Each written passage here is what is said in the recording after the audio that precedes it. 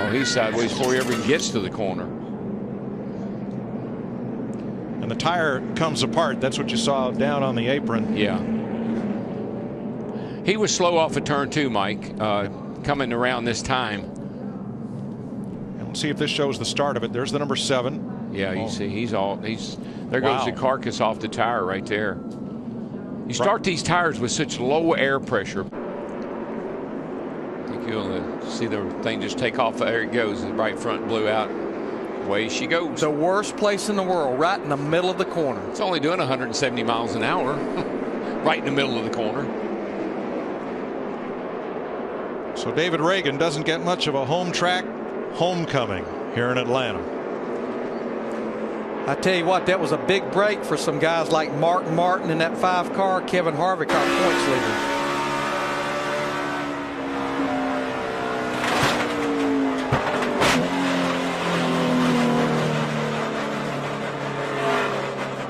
Got a right front down, coming to the garage. See who did what here. Logano on the outside, Edwards in the middle.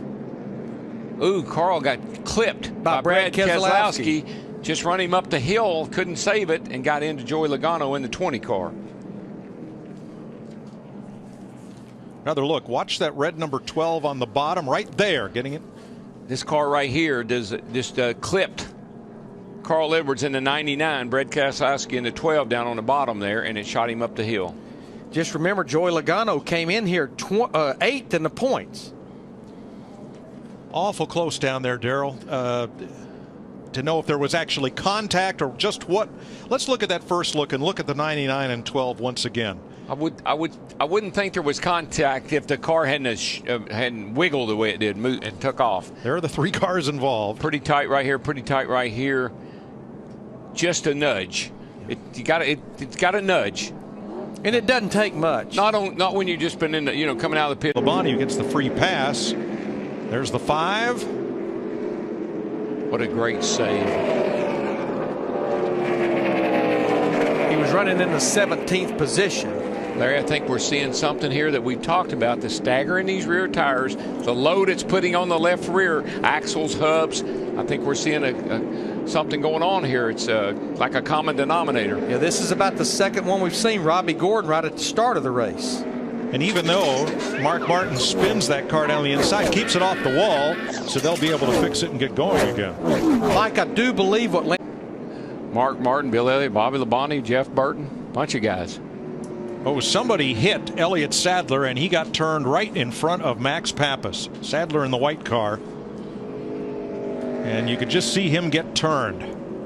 So easy to spin the tires, miss a shift, and get run over from behind, and that's what happens. You get a chain reaction. The free pass car is Mark Martin in this race at lap 41. A little crossover move here by Carl. Clean here, clean here. Just slight contact. Look at that thing go. That looks so much like Edwards' turnover at Talladega off the bumper of Keselowski. It really did, and I'm so wondering and hoping that when they put the spoiler back on these cars, they'll quit turning over like this. Keselowski's put the window net down. The roof flaps deployed, but it did not sit that car back down. I'm like you, Darrell. I'm going to be so glad to see that rear spoiler back on these cars. I think that's it's got to be something to that. That car took a hard hit in the left A pillar, the windshield post, right in front of the driver. You just see how that wing sticks out so far out the back of the car, behind the car. It almost looks, if it'll create downforce with the car going forward, it's got to create a pocket of air behind it when it gets around backwards. Guys, you saw it right there. Those white gloves, they made a turn to the right. Brad Keselowski has climbed out of his Penske Dodge.